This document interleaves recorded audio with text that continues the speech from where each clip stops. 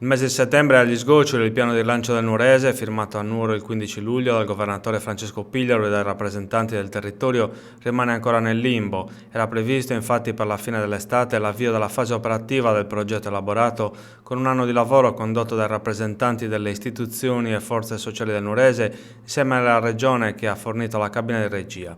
Adesso si attende che vengano pubblicati bandi per dare gambe ai progetti elaborati al fine di far uscire il Nuorese dalla crisi economica e sociale in cui vive da almeno 15 anni. La Regione, con diverse misure, ha stanziato la somma complessiva di 81 milioni di euro che dovrebbero finanziare i progetti raggruppati in 5 aree tematiche, così come deciso all'inizio dei lavori del partenariato economico.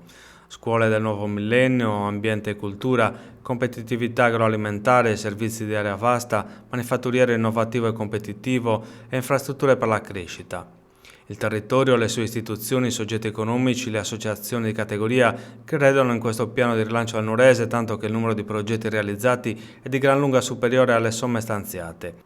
Queste settimane sta procedendo ad un esame delle proposte progettuali al fine di scegliere quelle che possano fare da volano ad interi settori dell'economia locale. Il cronoprogramma prevede che i bandi vengano pubblicati a ottobre. Il rispetto della tempistica sarà importante anche perché il piano di rilancio, per una serie di cause tecniche, ha già accumulato mesi di ritardo. Il tempo stringe e il Nuorese non si può permettere di perderne altro senza rischiare di collassare sotto il profilo economico e sociale.